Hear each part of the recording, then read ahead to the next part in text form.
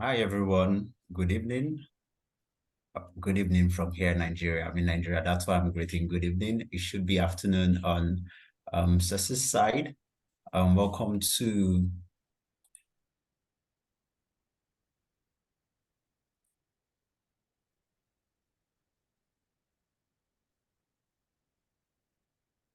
to today's information for the BCPH Boston Congress of Public Health and HPHR Journal.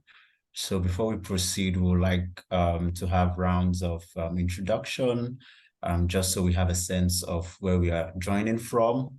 Could you just tell us your name, a brief background about yourself, and likely the location you're joining from. I'd like us, if possible, to turn on our camera, just so we, have that feeling of cohesion. All right. I don't know if I should start with us or I think I'll. Yes. Yes. All right. I'll like Cersei to go first, then Candice, then myself.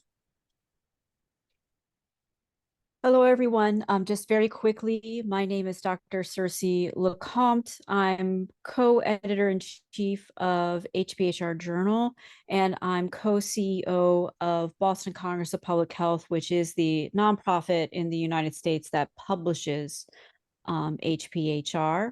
I have been editor-in-chief and co-editor-in-chief of HPHR since 2014. I actually was part of the original founding board of the journal in its current iteration as deputy editor, and when the editor-in-chief left soon after the founding, I took over. It is a pleasure to be here with you today. We have really grown exponentially since 2020. In 2020, we had published 25 issues, and since that time, we are up to now, I believe, edition 78. We are a very active academic journal. We are indexed by JSTOR. We are in the process of submitting an application to be indexed by PubMed. We have our own digital object identifier, and we have that on every edition and every article that we put out. And we have published everyone from emerging and new scholars all the way to Nancy Krieger, Paul Farmer, and Pulitzer Prize winning folks. So we're very proud of the work that we do, and we are looking for folks like you who are interested in rounding out our editorial team and reviewer team. In terms of the work that I do, I did my Master of Science, my Doctor of Science at Harvard, at the Harvard School of Public Health, and I'm currently a postdoctoral scholar at Columbia University in the psychiatric division at the Gender, Sexuality, and Health Department, and in the HIV Center. And I do a lot of research in the HIV arena, and my dissertation actually addressed sexual harm reduction among Black men who have sex with men, specifically in Washington, D.C. But I don't want to go on about myself. I want to hear about all of you, and I will hand it off to my colleague, Dr. Carpenter. Thank you so much, Cersei. Hi, nice to meet everyone. I'm one of the other co-editors-in-chief. As you may know, there are three of us. I've been with HPHR Journal, formerly Harvard Public Health Review, for the past 3 years, joined in August of 2020, and then became co-editor-in-chief along with Dr. Lecomte in February of 2021. I've enjoyed every bit of it and helping to really ramp the journal up, making more of a global public health and social justice journal. My background, I'm a physician. I'm a licensed physician in California. I've done some training in neurosurgery at Ohio State University. I did my master's in public health at Harvard Chan School of Public Health, and I also have a background in business as well as in education. So I'm kind of an eclectic individual. But I will pass it on to Sabath. All right, thank you so much, Candice. just like Candice mentioned, we have another co-editor-in-chief. She couldn't be here for this meeting today, Catherine. She's, she has interest in planetary health and humanitarianism. She's quite, I think we'll meet her once we join the editorial team. So myself, just like Candice mentioned, I'm Sabath Usenabong. Currently, what I do, part of the team in Nigeria that is strengthening health systems by managing skill-based attendance. It's a new program in Nigeria that the federal government is doing across the whole federating unit. So it's been tedious doing that. And also, I'm the director of editorial management and quality assurance. So you'll be seeing lots of me once you join the team. All right, as we proceed, Ceci, next slide. So a brief history of BCPH-R. I said BCPH-R because that's the new name we'll be transitioning to. So for BCPH, we started off as Harvard Public Health Review, and it was founded by Dr. Andrew Bossari at Harvard T-Chan School. He basically transformed the then HPHR.org into an academic publication. And since then, just like Ceci mentioned, we've been publishing and gaining traction in different aspects of public health, health equity, and social justice. So just like I mentioned earlier, HPHR will be transitioning permanently to BCPH-R, Boston Congress Public Health Review. However, we'll still maintaining the vision and the mission, and the leadership will still be maintained.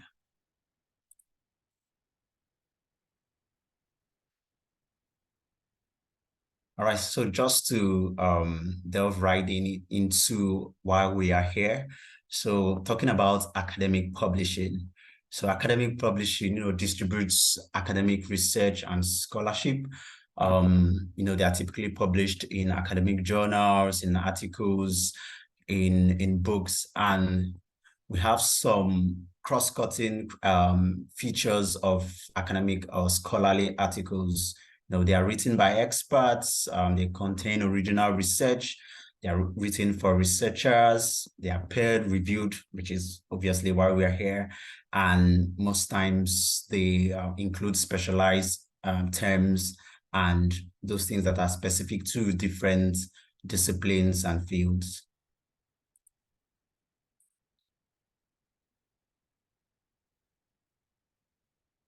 So for any journal to, to perform effectively, to carry out their activities effectively, journals have to have a leadership team with specific roles and duties.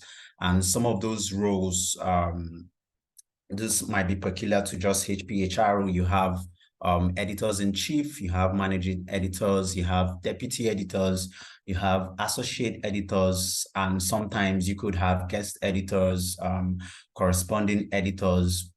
As we move on, we'll get to know the functions of these different roles and how they contribute to the success of any publication. So for the editorial process, okay. All right. Thank you, Cersei. So before we move on to discuss those roles in depth, I'd just like to take us through what the editorial process entails, and specifically how it's done in HPHR Journal. So we have 6 steps, and those 6 steps takes us from when the article is being submitted by the author to when it's been published.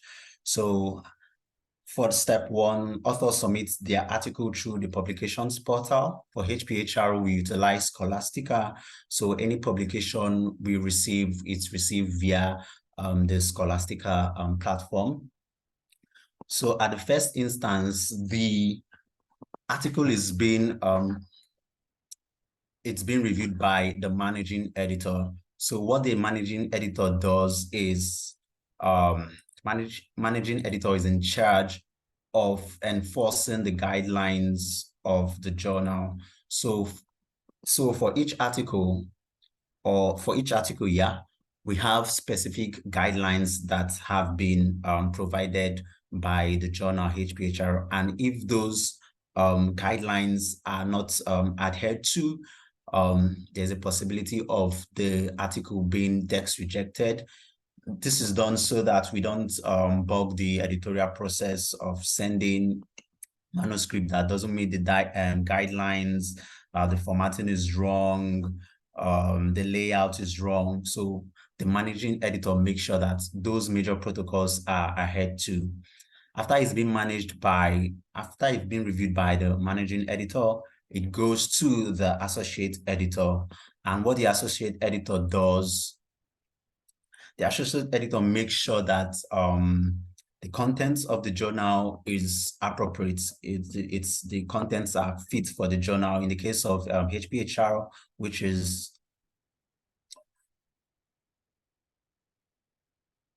health equity and social justice.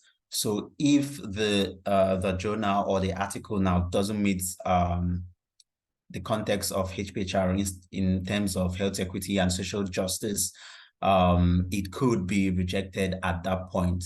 However, if it's accepted, it goes on to the reviewers.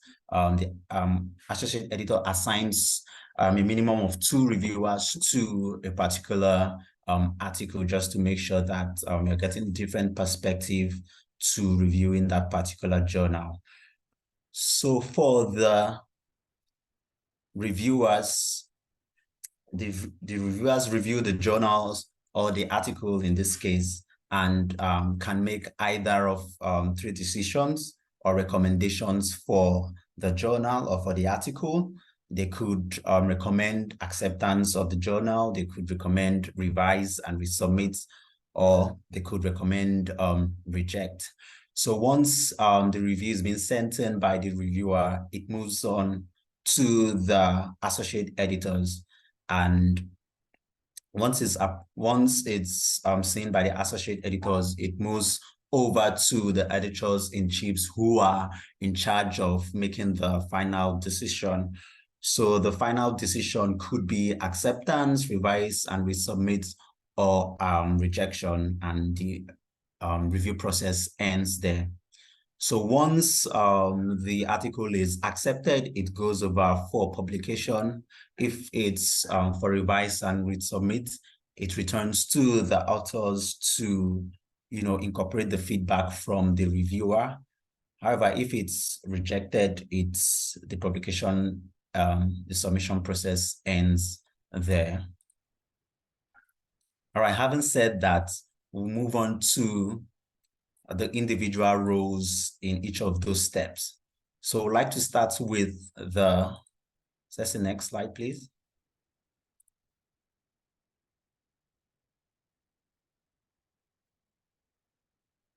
So we'd like to start with associate editors. So I would have loved to start with the master managing editor in this case, but the associate editors, they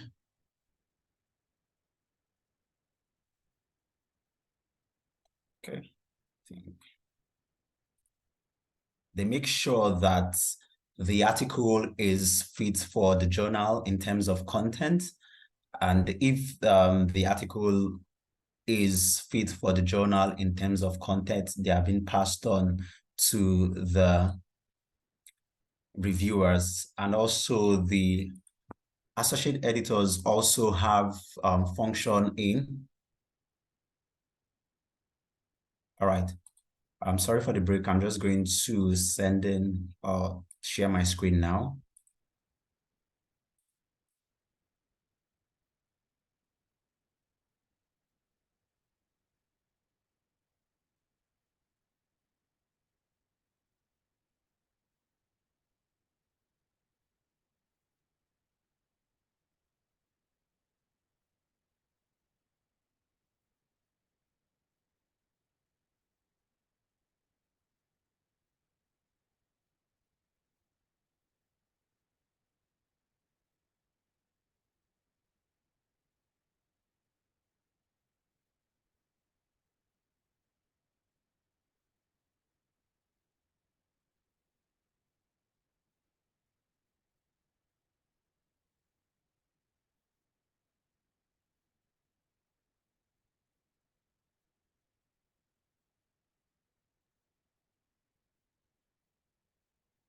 Hi, Candice, can you confirm if you can see my screen? I can see your screen. All right.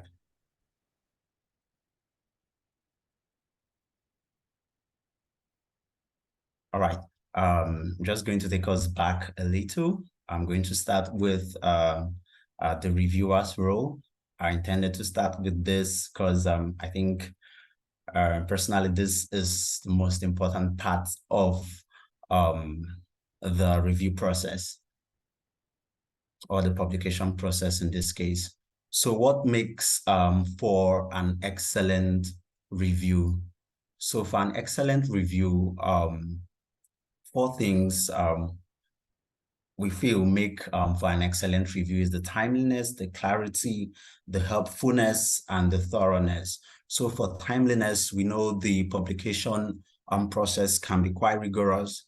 So any review assigned to a reviewer should be completed within the timelines established by the editors, in this case, the master or the associate editors.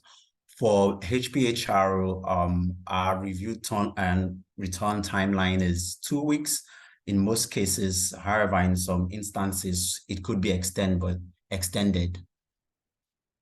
Then for clarity, if the review was easily read and interpreted by the authors and the editors. So the review that's been done by the reviewer is seen by the editors and some of it by the authors. So any review that is sent in has to be clear in terms of the recommendation, what you want the authors to consider to strengthen the articles. Then helpfulness, comments were constructive, relevant, and realistic. So a good review has to be helpful. So we are here to make sure those articles, the manuscripts, the ideas are sent out. So any comments, any feedback we are given should be geared towards helping the authors strengthen their article.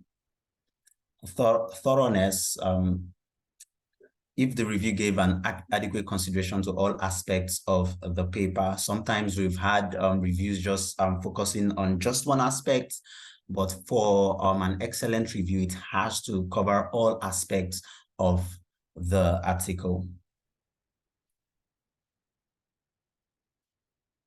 So we have the role of the reviewer. The reviewer's role is quite critical because for any paper to be improved, to be published, that particular step is very critical.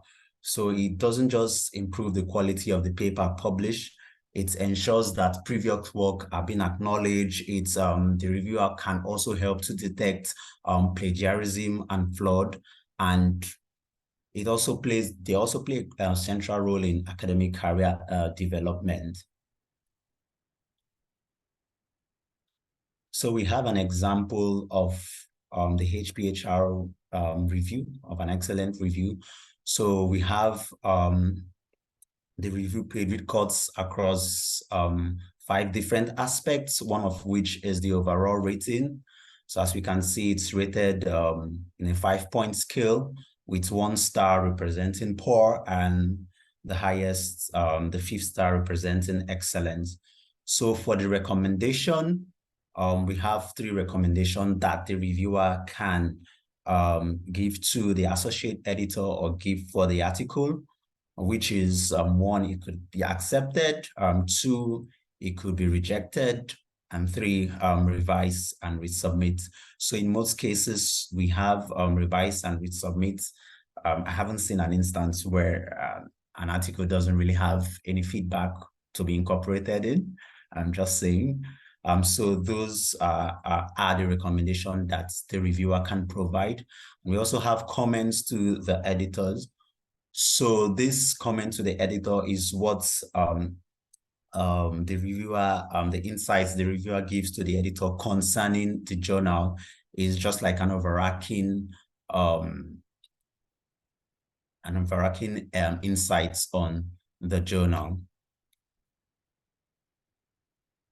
And we have open response to some questions, and the questions cuts across coherence of the journal, relevance of the journal or of the article to the journal, and if the journal is, or if the article is clear, and if the author's arguments are coherent, if they are relevant, if there are some disagreements of the author, are they evidence-backed? Do they have evidence? So those are some of the things this open response question help provide to the editors, to the associate editors, to help give a robust feedback to the author.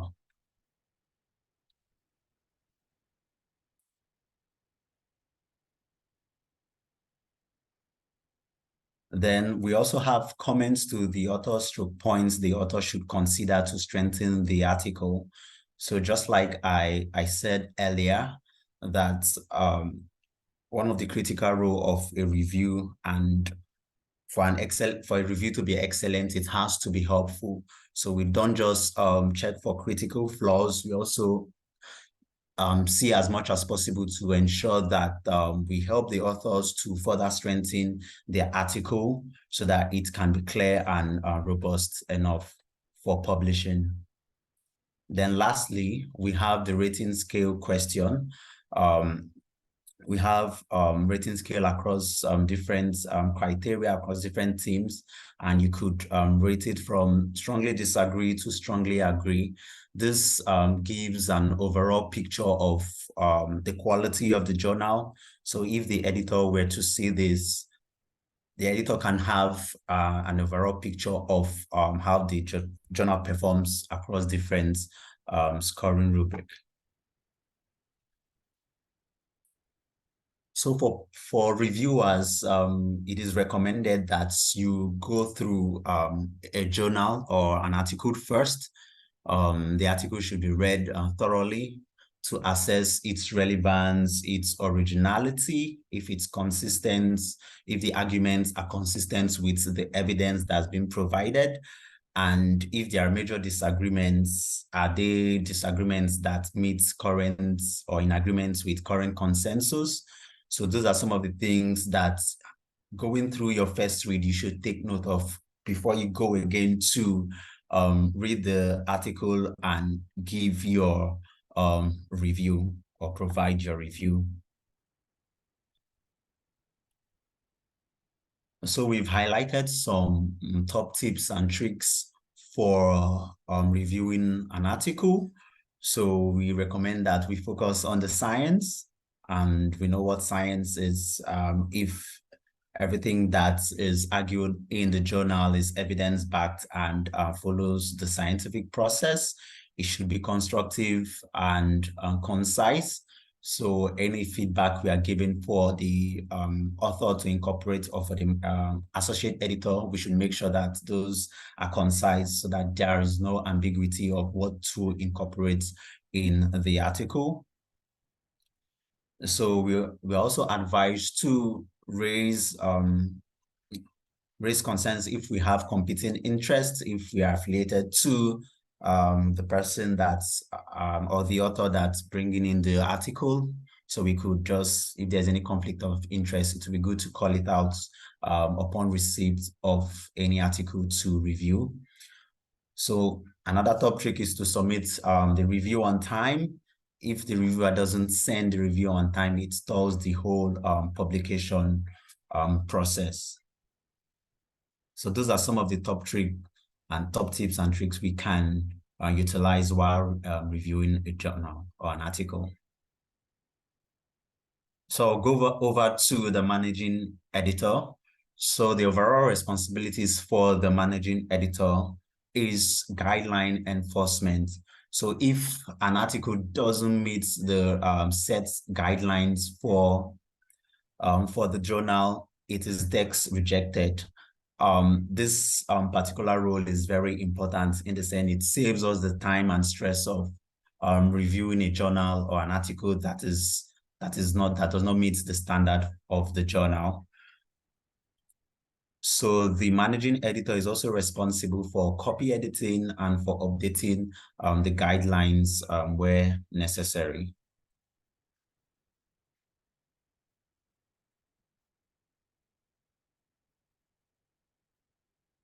So guidelines for enforcement. Some of the guidelines for enforcement by the managing editor includes manuscript templates. So for HPHR, we've provided templates for all categories of manuscripts we publish and articles we published via our special editions. So the managing editor makes sure that those templates are utilized for any article that's been sent in. They also, just like I said, check for the 400 pages, the languages, the image and photograph. So all these are all embedded in the template that's been sent to the authors when they are ready to send in their manuscript or when they are submitting their manuscripts. So after the managing editor has done that, the associate editor reads the articles and determines if the article is fit for the journal. So after doing that, determining if the article is fit for the journal, they assign articles to reviewers. They also solicit for revisions. So if the reviewers have decided if it's revised and we submit, then they'll correspond with the authors to make sure that those revisions and the feedback from the reviewers are incorporated. And lastly, they recommend acceptance or rejection for any manuscript that is to be published, recalling that the ultimate decision lies with the editors-in-chief before any manuscript is being published. However, the associate editors, they could be strong advocates for a journal of an article being published. So selection or assignments of articles. So associate editors can select articles based off of interest, area of expertise, or areas of desired growth. I know some of us applied to be editors. So if you were selected to be an associate editor, you could select journals to edit based on your interests or areas of expertise or areas you would want to grow in and, you know, stay current on things happening in those disciplines. So to determine if a journal or an article is fit for the HPHR journal, there are some things you need to consider for the associate editor. One of which is if the article fits the overall mission and vision of an academic journal, in this case, HPHR, which is Health, Equity, and Social Justice. And the associate editors have to make sure that those articles being sent in fits the overall mission and vision of the journal. The associate editor also ensures that there are no substantial grammatical and syntactical errors. We understand that there could be some errors, but if those errors are substantial, they could advocate for that particular manuscript to be revised and resubmitted or rejected. Then they also make sure that the articles, the contents of the articles are not offensive, discriminatory, or biased. So basically, the associate editor reads through the journal just like the reviewer. But however, their mission is specific to make sure that the article meets these three different criteria I just mentioned. So the other duties after making sure the article is journal fit, the associate editor sends the article or assigns reviewers to the article or a manuscript. So for HPHR, we send a minimum of 2 reviewers, or we assign a minimum of 2 reviewers to an article just to get a balanced perspective. And the associate editors also provide a timeline. In the case of HPHR, our timeline is 2 weeks for a reviewer to turn in their reviews. So for reviewers, I've already mentioned what they are to do. They are to comment on selected article or manuscript through different criteria, relevance and contribution and timeliness to scholarly literature, and also to assess and comment on the strength of arguments of the article. They also to check for clarity of the article and objectivity of the arguments of the author. So those are some of the roles that the reviewers do after the article have been sent to them. So the other role of the associate editor is to ascertain reviewer commentary. So after the article is being reviewed, the associate editor gets the article and ascertain if the review provided by the reviewer is either low quality or an exceptional review. So for a low quality review, the commentary is usually minimal. There are fewer words and answers, and most times the review could be biased. However, for an exceptional review, the commentary is substantial and evidence-based, constructive. It's always embedded with constructive criticism, and it's all-round positive for both the author and the editors. Remember, I said one of the essential duties of a reviewer is, or for a review, is to be helpful to the author. So if the criticisms of the article are not growth-oriented or are not constructive and positive, that aim will be defeated. So associate editors can reject low-quality reviews and could request a review from an entirely different reviewer.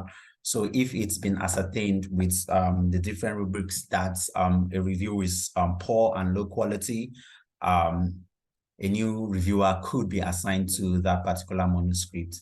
And also the associate editor can themselves act as reviewers for a particular article. So we've had cases where we have differential reviews, where we have one author or one reviewer in this case recommending the article for acceptance, while another is recommending rejection. So in that case, the associate editor has the power to decide if that article should be accepted or not. Of course, in congruence with the editors-in-chief who have the final say if an article is being published or not. Then lastly, for the role of the associate editor, the associate editors make final manuscript recommendation, with the final decision ultimately being made by the co-editors-in-chief. However, if the associate editors recommend that a particular manuscript be published, most times those articles are usually published. This just portrays the fact that they serve as strong advocates for manuscripts to be accepted for publication by the journal. So the next role is that of deputy editors.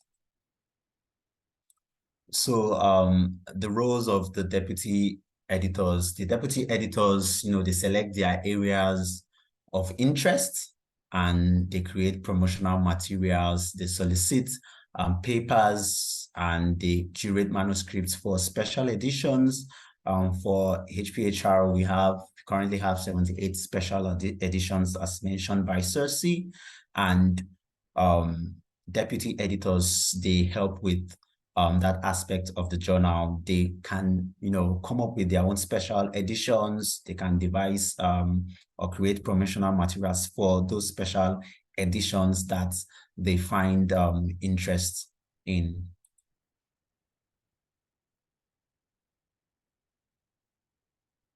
So deputy editors select an area of interest or expertise for special editions, some of which, as we have on our HPHR websites, like COVID-19, artificial intelligence, health, terrorism, etc. So we have quite a handful of special editions which any deputy editor can take interest in and, grow themselves in that aspect of the journal. So these are examples of some of the promotional materials for special editions that some of our deputy editors have come up with. You could see that most of them are very attractive. So these are some of the things that if you are a deputy editor, you would help in creating for the journal. So it's good to call out that this is the part where your creativity can come in. You can be creative with coming up with your own special editions, coming up with promotions that could be disseminated, that could be sent out through our emailer, that could, just ensure that the brand HPHR is out there. So some of us that might be interested in being a deputy editor and that have that creativity spark would want to try our hands on that. So in essence, those are just some of the roles that are available right now in HPHR Journal, ranging from the managing editor to the associate editor, the deputy editors, and we have the editors-in-chief who are ultimately responsible for any publication that goes out from the journal. So this is where we have to take action. I know some of us have sent in our applications to be either editors or reviewer. So we'd like to mention that if you are interested in becoming a reviewer, because we'd like each and every one of us to start with reviewing, because for you to be an editor, you have to basically know how to critique any article. I know some of us have been doing that already, but for us to move forwards, we'll still like us to indicate that interest if we would like to try our hands on one or two articles, just so we move forwards. So at this point, I would like Cersei to, if she has anything to contribute before we move on to the question and answer.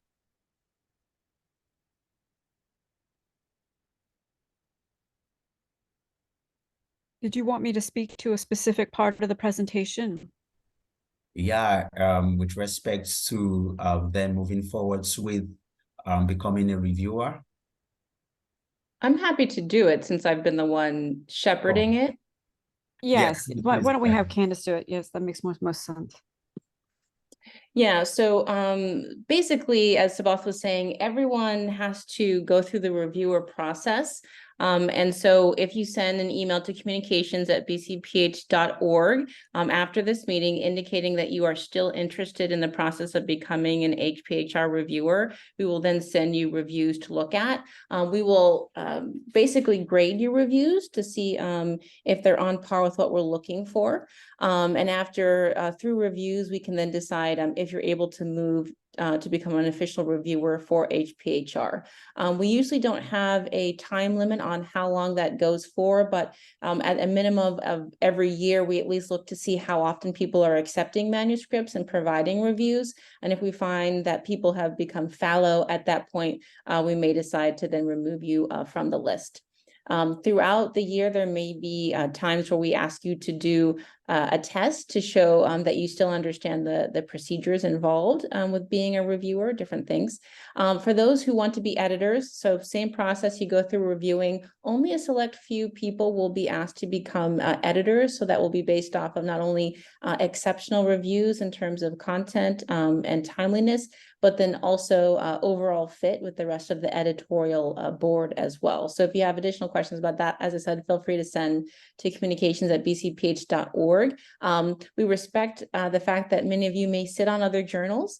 And so we just want to make sure that we have a standardized process for people who come through our journal because things can be a little different. So. But I think we can open it up to questions. Yeah, thank you so much, Candace. So if we have any questions, we are ready to answer them.